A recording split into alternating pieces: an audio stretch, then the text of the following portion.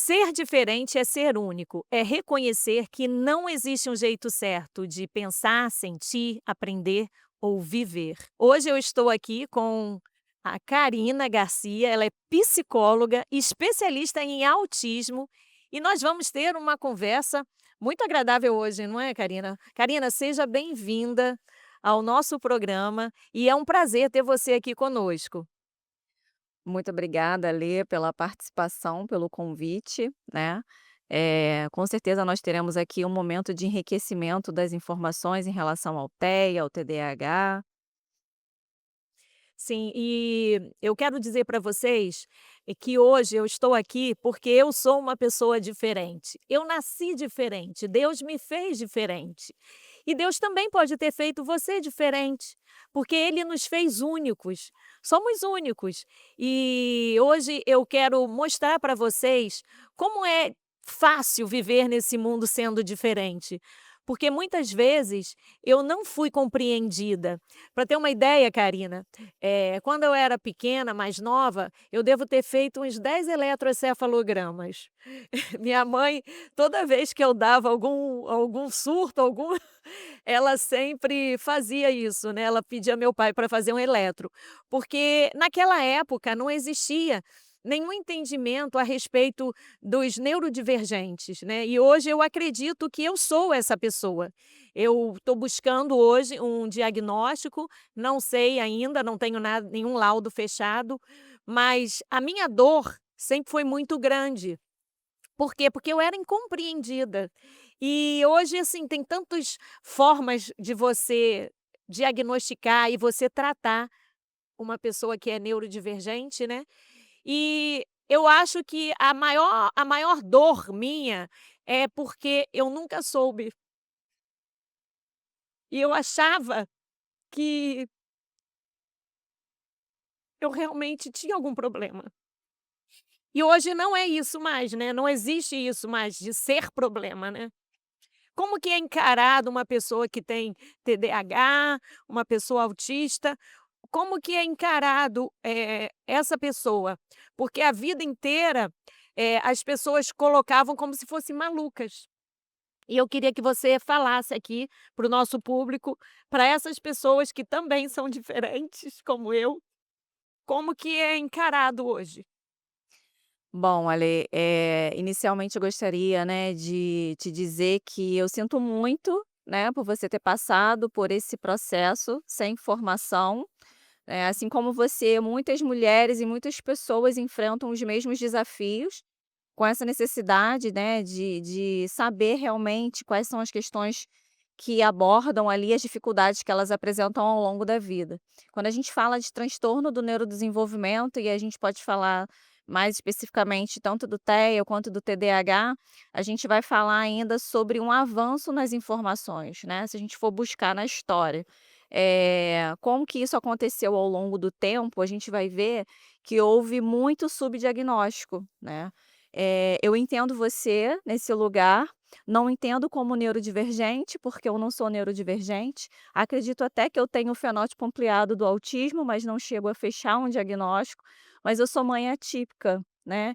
Enquanto mãe atípica, eu não vivo apenas essa experiência de forma profissional, e foi por conta do meu filho que eu cheguei aqui, né, e me especializei com relação à questão dos transtornos, da possibilidade de diagnóstico, e isso aconteceu em 2020. Então, se a gente for fazer uma breve análise, há 7 anos atrás a gente não tinha a quantidade de informação que a gente tem hoje. Você imagina há 30, 40 anos atrás, menos ainda. Mas antigamente, só voltando lá atrás, né, porque eu acho muito injusto, né, e eu ter nascido há um tempo atrás foi muito injusto, né, porque hoje as pessoas, elas além delas terem um tratamento, um diagnóstico, um tratamento, elas também, são aceitas, né, elas não são rotuladas. E antigamente, eu lembro que eu fiz alguns tratamentos como era disretimia, o nome. Não Uhum, deixa de ser, né, uma disretimia, né. uhum. mas acho que todo mundo naquela época foi tratado com disritmia, né. E hoje as pessoas elas são, assim, muito bem tratadas, digamos. Hoje existem até leis, né, que a gente vê Sim, aí que existem leis que amparam essas pessoas, sim. e como é bom. E você já era psicóloga antes? Sim, eu me formei em 2017, ainda não Mas era antes do mãe. antes ah, tá, Antes antes do diagnóstico sim, né, não era mãe, aí engravidei e por volta de um ano e pouquinho, eu comecei a perceber que ele não apresentava padrões compatíveis com o desenvolvimento típico, apesar de não ter muito conhecimento acerca do autismo como a gente tem hoje, né. uhum. E aí só voltando um pouquinho na questão histórica, do contexto histórico, se a gente for falar de saúde mental, a gente vai falar de uma estigmatização social. Né, então por isso que antigamente, né, em tempos anteriores, a gente não tinha acesso à informação e a saúde mental ela sempre foi muito estigmatizada. "Ah, eu não vou para o psicólogo porque eu não sou Ah, maluco, sim. eu não vou para o psiquiatra porque eu não sou Não, eu maluco", mesma e recebe esses rótulos ao longo do eu tô com tempo. 54 anos hoje, né, quando eu estava com 25 anos, uma das pessoas da minha família falou: "Mas por que que você vai fazer isso? Você não é maluca?".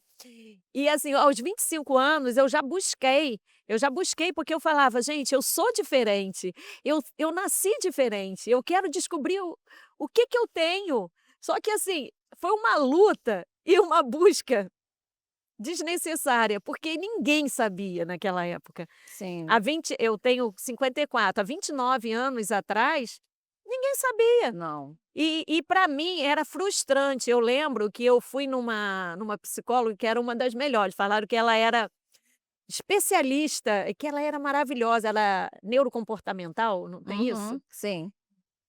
E eu sei que eu chorei bastante no sofá dela e ela não falou uma palavra e eu fui lá sem resposta. Fiquei frustrada, eu falei e aí um tempão eu deixei de buscar também, porque eu falei: "Cara, ninguém vai ter resposta para mim". E hoje a gente ouve, né, tanto falar sobre tanta coisa e é tão bom, né, Karina? Sim, o acesso à informação, né, e o que a gente trabalha hoje em dia é realmente para ter mais acesso à informação. Então, assim, os próprios profissionais, né, que já atendem desde a primeira infância, porque já é possível realizar um diagnóstico na primeira infância. Vamos dizer que, caso você feche a possibilidade de um diagnóstico realmente, ou de TEA ou de TDAH, você estaria fechando um diagnóstico que a gente chama de diagnóstico tardio, Hum. né. E por que que existe essa diferença de antes para agora? Porque somente os sinais que eram muito evidentes, né, eles eram possíveis para serem caracterizados dentro de um processo de um critério diagnóstico, coisa que hoje a gente não precisa necessariamente ter. Então, a gente já pode entrar um pouquinho no assunto, né, do TEA feminino, aonde as mulheres elas utilizam da camuflagem, que a gente chama de masking, né, Isso, ou seja, socialmente nós já somos instruídas a ser educadas, sim, cuidadoras, acolhedoras. E quando a gente fala de arquitetura cerebral, de forma de funcionamento cerebral, a gente está dizendo que o cérebro feminino, ele tem ali uma maior resistência ao desenvolvimento de transtornos, né. E a nossa parte neuronal, ela é mais densa, o que proporciona, né, com que a gente observe comportamentos ah, e sim. comece a Então para a mulher é imitá-los. mais fácil. Não é mais fácil, exige um esforço emocional, ela consegue mascarar, Ela né. não é fácil não, é Não, bem não é, difícil, não é é. bem difícil, porque, a gente usa máscara para ser aceita, Sim, né, são para evitar julgamento, ser as máscaras acolhida. que nós vestimos, Sim, e assim, é um sacrifício sim. muito grande. E você sabe que eu só me dei conta que eu tinha vestido algumas máscaras hoje, eu só me dei conta disso hoje. Por quê? Porque hoje, quando alguém levantou o diagnóstico ao meu respeito, né, de TEA, de TDAH, eu comecei a estudar sobre isso e comecei a ver que eu estava cheia de máscaras, eu estava mascarada. E eu fico pensando o esforço que deve ter sido, né, para mim, porque quando a gente é pequena, a gente vai se Sim, mascarando, até o momento que muitas vezes a pessoa até se anula, sim, né, e isso que é muito importante para você que que está em casa, as máscaras que nós vestimos para sermos aceitas. E eu vesti muitas máscaras, tudo para ser aceita, e foi um esforço muito grande para ser compreendida, para Sim. não ser rotulada como maluca, como esquisita, né. E essa máscara, a mulher tem mais facilidade do que o homem. A gen Então, Karina, me explica por que que as mulheres têm mais facilidade de camuflarem? Se a gente for falar, né, da questão da arquitetura cerebral, a forma de funcionamento do cérebro feminino, tanto que a proporcionalidade, né, dos diagnósticos em relação os meninos é de 4 para 1. Se a gente for levar em consideração os subdiagnósticos, isso vai diminuir, né? O que que eu quero dizer com isso? Que a cada 4 diagnósticos, um somente é feminino. Mas por quê? Porque a gente tem uma arquitetura cerebral que tem um Ah, funcionamento sim. diferente, aonde parte do nosso funcionamento, a parte do funcionamento neuronal, ele é mais apto a perceber os estímulos do ambiente. Então, a gente tende a mascarar, a camuflar, né, as características. Então, a gente observa comportamentos, expressões faciais, né? A gente Entendi. consegue ali se adaptar e se ajustar. Só que é importante dizer que passar uma vida toda fazendo isso É, exige é muito. cansativo, Sim, muito muitas cansativo. pessoas acabam desenvolvendo burnout, né, É, por conta dessa alta exigência de atender às isso. expectativas do outro e às demandas Sim, sociais, né, gera um movimento ali de hipervigilância, ou seja, você tem que ficar sempre ali é, atento ao que aquele é. ambiente, né, para você não ter problemas com relação a julgamentos, a críticas, né. Sim. Isso mais para o autismo ou para o TDAH também? Essa camuflagem? Mais para o TEA. Para o E TEA? lembrando que, assim, a camuflagem ela ocorre em qualquer situação, não só no TEA nem no TDAH, Ah, mas nesses diagnósticos, né, nesses transtornos do neurodesenvolvimento, eles são mais comuns. Então a gente pode falar de subdiagnósticos. Quando chega um diagnóstico da mulher, já chega na fase adulta, que é uma fase sim, tardia, sim, né, que a gente chama. sim, Então, assim, o quanto ela já se perdeu emocionalmente por sim, sustentar, sim. né, essa condição e ter dificuldade de encontrar as respostas, né. Bom, então o burnout ele vem através de muito esforço. Eu mesma, quase tive um burnout, quase, né, depois de muito esforço em querer dar conta, né, porque a gente quer dar conta de tudo, quer inventar. Eu acho que eu tenho muito isso de querer inventar, de fazer milhões de coisas ao mesmo tempo, e eu sempre dei conta, mas chega uma hora, né, que depois de uma certa idade, como você falou, a pessoa já não aguenta mais, né. E eu queria saber de você como que a gente consegue reencontrar a nossa verdadeira identidade? Porque a gente aqui fala muito sobre isso, né, sobre a nossa verdadeira identidade. Como a gente consegue se reencontrar? Porque eu me perdi de mim há um tempo atrás. E hoje eu busco, principalmente depois que eu comecei com o nosso programa, no Sempre Elas, com a Lê, eu busco muito me reencontrar. Porque acho que todo mundo, né, não só eu, qualquer pessoa, seja neurodivergente, seja atípica, todas as pessoas se esforçam muito e todas as pessoas, em um certo momento, se perderam, perderam a verdadeira identidade. Como que a gente faz para reencontrar essa identidade? Então, quando a gente fala do burnout, a gente, né, fazendo uma pequena introdução com relação a isso, a gente vai falar que o organismo, o corpo já está cansado, né? E não só o corpo físico, mas o mental e emocional também, de sustentar uma situação durante muito tempo, Aham. né? Então, muitas pessoas nessa tentativa de serem quem não são, escondendo características que são próprias para serem aceitas em determinado contexto, né? Ou em vários contextos, em vários papéis que ocupa, ela acaba se despersonificando. Ou seja, para tentar agradar e atender às expectativas do outro, né, e do outro social, do outro ambiente onde ela faz parte, ela acaba deixando de ser quem ela é.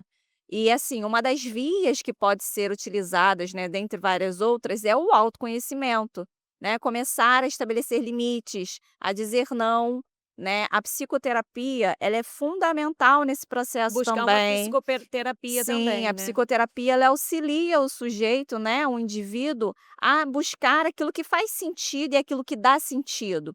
É muito importante a gente frisar também que independente de qualquer coisa, a gente precisa, né, estabelecer a nossa identidade. Sim, E aí, se o indivíduo ele é autista ou ele é TDAH, ele precisa estabelecer a identidade dele dentro daquelas características que ele preserva.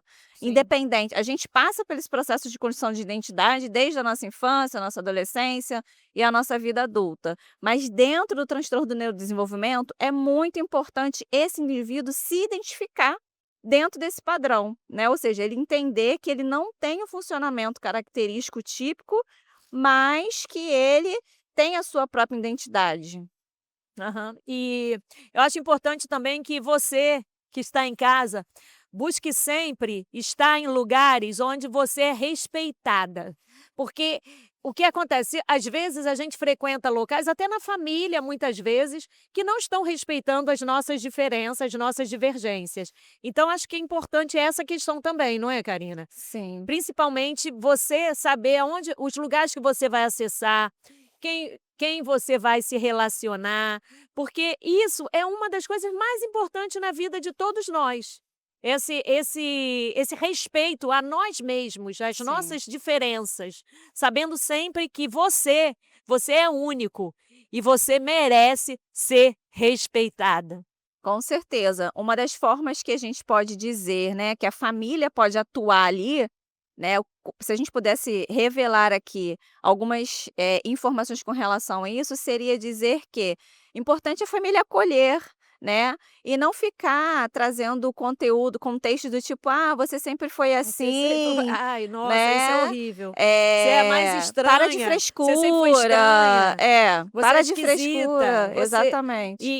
e isso machuca muito. E muitas vezes esses apontamentos, essas críticas, levam pessoas a se viciarem, a entrarem no mundo das drogas. Por quê? Porque elas não são aceitas dentro da própria casa, elas não são Sim, respeitadas dentro do próprio lar. Então, elas acabam buscando outros meios de serem aceitas. Por quê? Porque no meio, na rodinha ali, onde ela está lá fumando ou bebendo, se viciando, todo mundo está igual a ela, todo sim, mundo aceita. sim. Então, é importante que as famílias, você que está em casa, que tem um filho que é diferente, tá? Que você possa olhar para ele com amor, porque esse amor que vai mudar a vida dele, esse amor que vai fazer com que ele busque resposta, porque é muito difícil também, dentro da família, você ter um filho que é diferente, ou uma filha que é diferente, e eles aceitarem também que são, né. Então esse tratamento também que é importante que todos façam, esse tratamento, ele também precisa ser conversado, né, precisa ser muito como que a gente consegue fazer com que alguém na nossa família busque realmente resposta? Você teria como falar um pouco para nós aqui? Porque essa aceitação que é difícil, não é, Karina? Na verdade, se a gente for trazer, né, esse tema para o contexto familiar, a gente também vai falar sobre a questão da falta de informação, né. Sim. Então, para aquela situação que ela não é muito evidente, ela não é muito aparente, pode parecer para o outro como uma frescura, né, como "você sempre foi assim, todo mundo é assim", e na verdade o que a maioria desses indivíduos buscam, é só pertencer, é só fazer parte, né, e ser, aceito dentro daquele contexto. Inclusive, eu trouxe aqui para te presentear esse livro no qual eu participei como coautora, que Hum. é o Autismo: Uma Maneira Diferente de Ser. Que lindo o livro, E aqui eu todo trago um colorido, capítulo que lindo. fala sobre a importância da psicoeducação para pais e cuidadores, né, de crianças, de indivíduos Ó, com para você, com ó, autismo. é mais para quem tem filhos Sim, autistas? para pais e cuidadores que tenham filhos dentro desse contexto. E por Ah, que que eu falo com da base em psico tudo que você vive com seu filho também, que é uma exatamente, graça o filho dela, gente, uma graça. ele é, Ele é muito fofo, inteligentíssimo, ele né, é. Karina? E aí Ele você hoje fez esse está livro dentro. até meio que dedicado a ele, com Sim, certeza, né. sim. E aí, por que que eu tô trazendo esse tema para você? Porque você me perguntou sobre a questão da família, a importância, né. Isso. Então, dentro do consultório, eu sempre trabalho a questão da informação. Eu trago informação para a família, para que a família possa auxiliar, né, o seu filho ou esse indivíduo que está ali sobre os cuidados, de qual a melhor forma de lidar com tudo aquilo, com a possibilidade de diagnóstico, pós-diagnóstico, né. E aí eu trago essa informação. Gente, esse livro, ó, para você que é mãe, que é pai, para cuidar do seu filho, tá? Se ele é diferente, você não precisa ter nenhum laudo fechado, mas esse livro vai te ajudar muito a você descobrir e poder também trabalhar junto com o seu filho, respeitando todas as diferenças e amando o seu filho, né? Porque o cuidado é muito importante, né? Você mostrar que você ama, que você se preocupa, que você cuida, é muito importante esse amor, né, e acho que esse livro vai poder ajudar bastante. Eu vou ler, com certeza. Bom, hoje eu não quero mais provar nada para ninguém, quero ser quem Deus planejou que eu fosse. E agora a gente vai começar a saber dos mitos, os mitos que existem em relação ao autismo. Vamos começar? Então eu Vamos. vou te perguntar e você vai falar, tá? Autismo é causado por conta da criação dos pais? Não, Alessandra, com certeza não. O autismo, na verdade, ele é um transtorno do neurodesenvolvimento com base genética, não tem absolutamente nada a ver com a criação. Vacinas causam autismo? Absolutamente não. Existe um mito muito recorrente em relação, né, ao tema de que as vacinas provocam autismo, mas não, ele é um transtorno genético. Essa é brincadeira, né, da vacina, né. E tantas pessoas aí tendo problema por conta Sim, desses boatos, né, que sim, não vacinam os filhos e doenças que já tinham sido erradicadas voltaram, sim, a falta de né. informação, né? Então você vacine seu filho, tá. Toda pessoa autista tem deficiência intelectual? Não, não, nem toda pessoa autista, indivíduo autista, ele tem DI. O Pode seu ser que filho, por sim. exemplo, é super inteligente. Ele não tem a comorbidade com deficiência intelectual não, só uma pequena porcentagem apresenta, mas é possível apresentar. Toda pessoa autista é um gênio? Não. Algumas pessoas, né, autistas podem ter o diagnóstico de dupla excepcionalidade, que seria a superdotação a altas habilidades, mas não.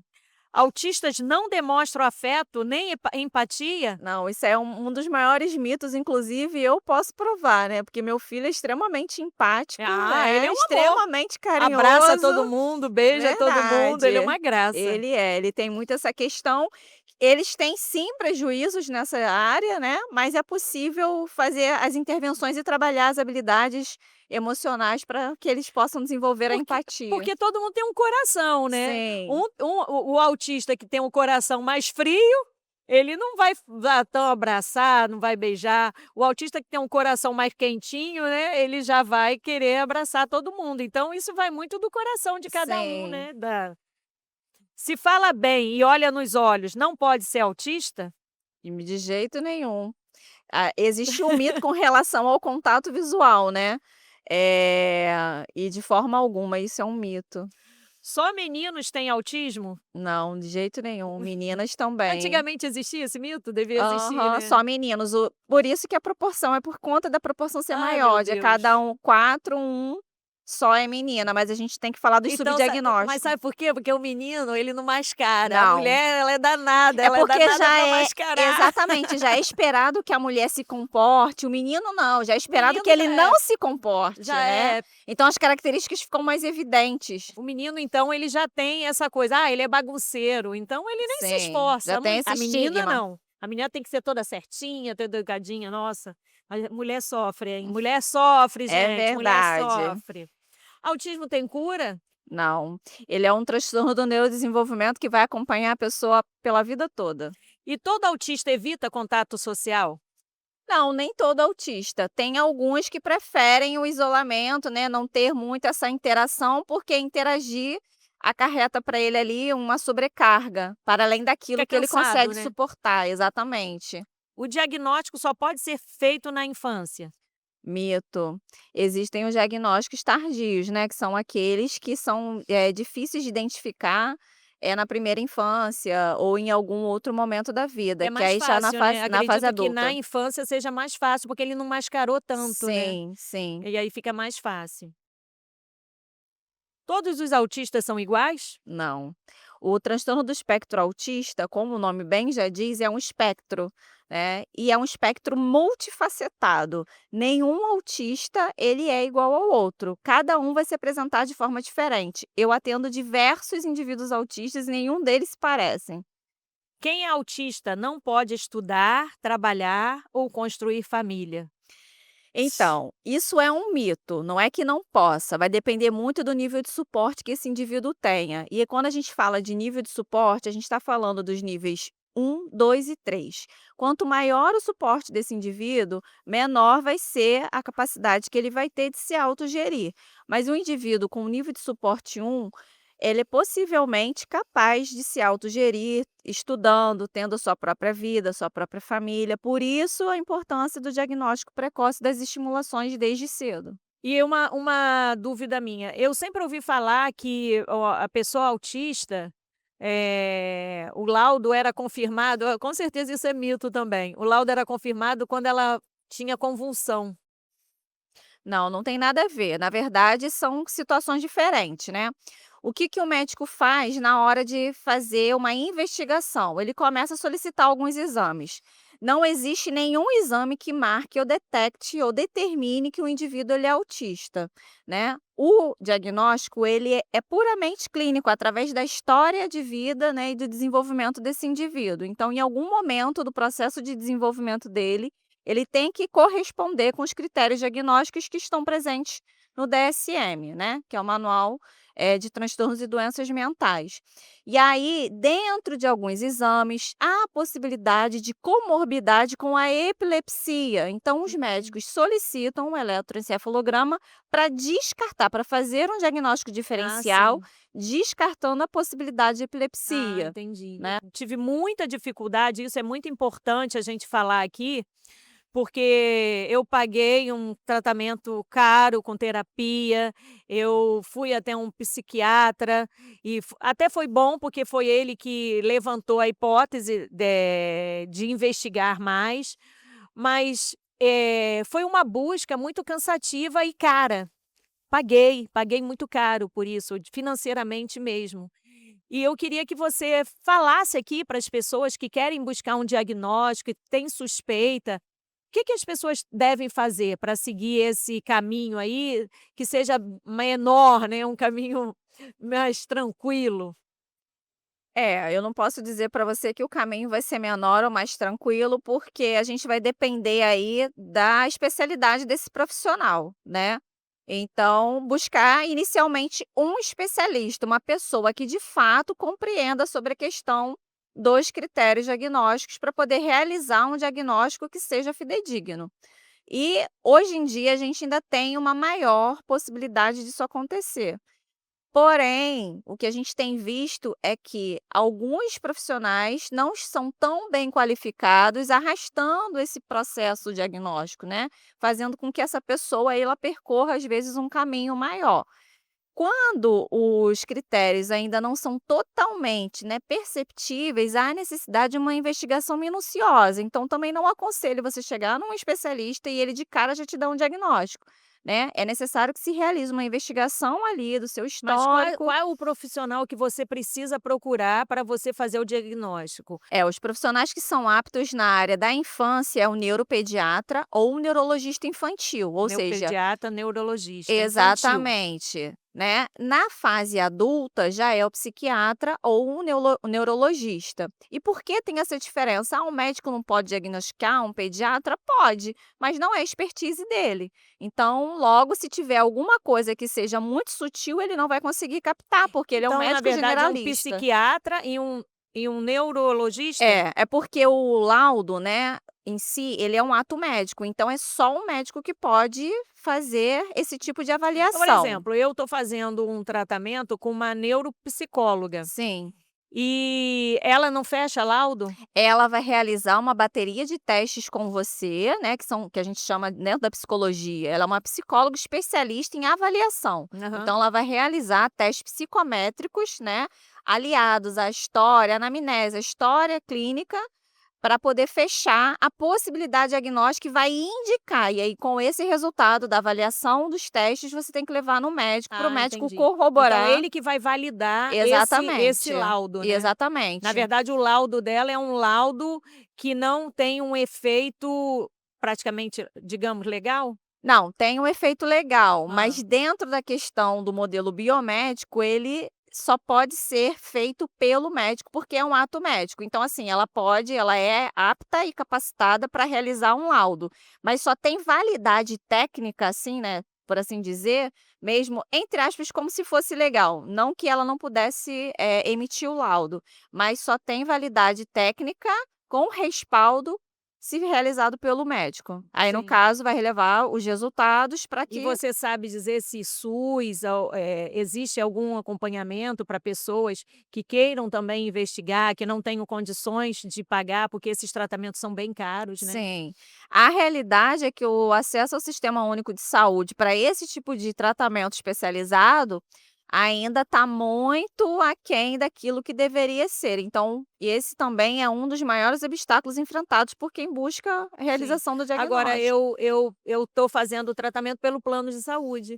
Então o plano de saúde ele já está se Sim. encaixando para fazer esse tipo de investigação também, né? Sim, algumas operadoras de saúde, né, dispõem de profissionais que estão ali credenciados para a realização dessa avaliação. E hoje a gente termina aqui o SOS Mulher, para você que sofre, e espero que a doutora Carina tenha elucidado as dúvidas, e foi ótimo, eu amei suas informações, para mim foi maravilhoso e com certeza para vocês que estão em casa também.